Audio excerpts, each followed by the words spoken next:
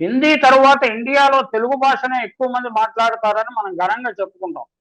హిందీ భాషను వివిధ మాండలికాలతో కలిసి మొత్తం 43.6% అంటే 52.8 కోట్ల మంది మాట్లాడుతున్నట్లు 2011 గణాంకాల వివరాల్లో తెలిసింది, జనాభా లెక్కలు.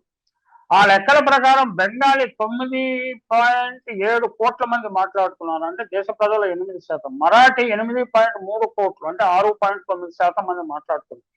తెలుగు 8.1 కోట్లు 6.7% మాట్లాడుతున్నారు. తమిళం 6.9 కోట్లు 5.7% మాట్లాడుతున్నారు.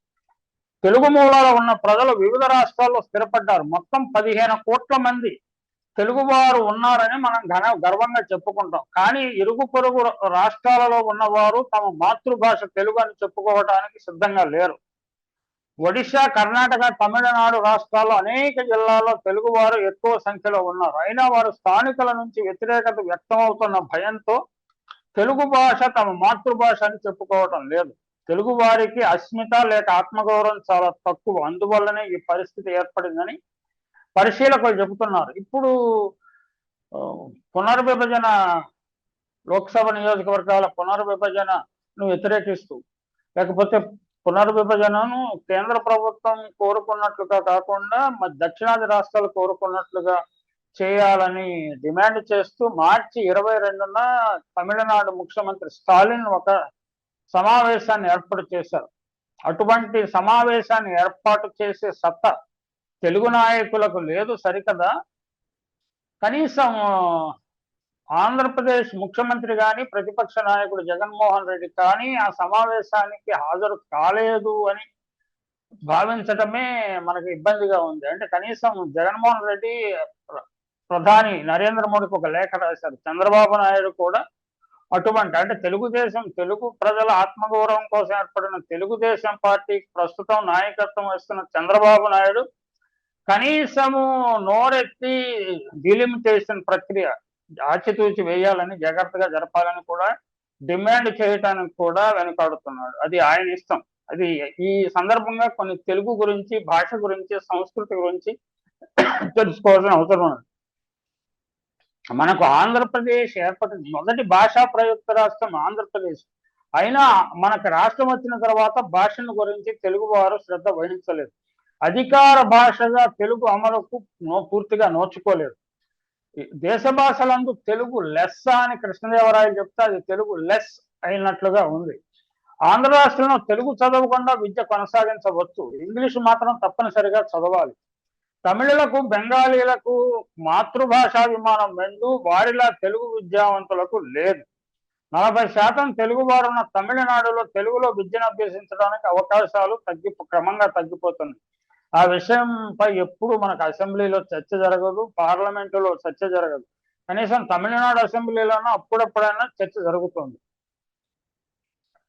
తెలుగు వారికి భాషాభిమానం చాలా తక్కువ. దేశంలోని మిగిలిన భాషలతో పోలిస్తే తెలుగుకు ఆదరణ తక్కువ. ముఖ్యంగా ఆంధ్రకే స్వభాషపై మక్కువ లేదు. భాషా ప్రయుక్త రాష్ట్రంగా ఏర్పడినా కూడా భాషాభివృద్ధి సరిగా జరగలేదు. ఉత్తరాది రాష్ట్రాలు హిందీని రాజభాషగా గౌరవించి విశేష ప్రాచుర్యాన్ని కల్పిస్తున్నాయి. కానీ తెలుగు వారికి తమ భాష పట్ల కానీ, వేష భాషల పట్ల కానీ పెద్దగా శ్రద్ధ లేదు. అది దురదృష్టం అనాలా, లేకపోతే ఎక్కడికి వెళితే అక్కడ వారితో కలిసిపోయి విజయవంతమైన ఇమిగ్రెంట్స్ వలసవారుగా పేరు సంపాదించుకున్నారని సంతోషించాలనేది ఎవరికి వారే నిర్ణయించుకోవాలి. నిజానికి భాషకు జాతి ద్వారాను, జాతికి భాష ద్వారాను గుర్తింపు ఉంటుంది. జాతి జీవన విధానం, ఆలోచన సరళి కూడుకొని సంస్కృతిగా రూపొందుతుంది. సంస్కృతి రూపుదిద్దుకోవడంలో జాతికి ముఖం వంటిది మాతృభాష ప్రధాన పాత్ర వహిస్తుంది. మాతృభాష సాహిత్యాల వికాసానికి సంస్కృతి నేపథ్యంగా ఉంటుంది. పర్యవసానంగా భాషకు అంతరంగంగా సంస్కృతి, సంస్కృతికి వెన్నెముకలా భాష ఏర్పడతాయి. ఇలా ఒక జాతి భాషా సంస్కృతుల పరస్పర సహకారంతో అభివృద్ధి చెందుతాయి. ఒక జాతికి దాని భాషా సంస్కృతులకు విడదీయరాని సంబంధం ఏర్పడుతుంది. అందుచేతనే మన మాతృభాష స్థాయిని ఎంత పెంచుకుంటే మన సంస్కృతి అంత ఉచ్చ దశలో ఉంటుందని తెలుగువారు గుర్తించాలి. ఈ రెండిటి వలన సమాజం మరింత అభివృద్ధిని సాధించగలుగుతుంది. మనం మాత్రం ఈ విషయంలో తమిళుల కంటే, కన్నడుల కంటే, బెంగాలీల కంటే, మహారాష్ట్ర వారి కంటే చాలా చాలా మంది కంటే ఎంత వెనుకబడి ఉన్నాం. మన మన భాషా సంస్కృతులను చూసి గర్వపడటం మాట అటుంచి వాటి అభివృద్ధి గురించి ఆలోచించాం. వాటికి జరిగే నష్టాలను పట్టించుకోం. కన్న తల్లిని కాలదన్ని పొరుగింటావిడ క్షేమం గురించి ఆలోచించినట్లు తెలుగుదనం గురించి పట్టించుకోక అన్య భాషా వ్యామోహంతో పొంగిపోతాం. కవి సమ్మేళనాలు, నాట్య ప్రదర్శనలు, సంగీత కచేరీలు వంటి మ్యూజియంల వస్తువుల్లో మన సంస్కృతికి ప్రతీకలు మాత్రమే. సంస్కృతి చిరంజీవత్వం జాతికి ఉన్న భాషానుబంధం వల్లనే సాధ్యమవుతుంది. అందుచేత ఇప్పుడు మనమంతా మాతృభాషకున్న విలువను, పరభాషలకు ఉండే స్థానాన్ని మరింత ఖచ్చితంగా గుర్తించి చిత్తశుద్ధితో అమలు చేయవలసిన సమయం ఆసనమైంది. ముఖ్యంగా హిందీ భాషను ప్రత్యక్షంగా గానో పరోక్షంగా కానీ దక్షిణాది రాష్ట్రాలపై రుద్దుతున్న అనుమానాలతో దక్షిణాది రాష్ట్రాలకు చెందిన వారు దానిని ప్రతిఘటిస్తున్నారు. అంటే అది కొన్ని అది వాస్తవం అయినా కాకపోయినా ప్రజల్లో అటువంటి అనుమానాలు వ్యక్తం అవుతున్నాయి. కాబట్టి వారితో గొంతు కలపాల్సిన అవసరము తెలుగు వారికి కూడా ఉన్నది. కనీసము పునర్విభజనపై జరిగే రెండో సమావేశం ఏప్రిల్ నెలలో హైదరాబాద్ లో జరగటాన్ని ఒక విధంగా మనం ఆహ్వానించాలి. కానీ ఆంధ్రప్రదేశ్కి చెందిన చంద్రబాబు నాయుడు గారు, జగన్మోహన్ రెడ్డి ఎటువంటి వైఖరి తీసుకుంటారు? ఎందుకు వారు ధైర్యం చేసి కేంద్రాన్ని ప్రశ్నించడం లేదు? పునర్విభజన లేఖలు రాస్తే సరిపోతుందా? ఉక్కు ఫ్యాక్టరీ గురించి లేఖలు రాస్తారు, ఏమి సాధ్యం కలదు కదా.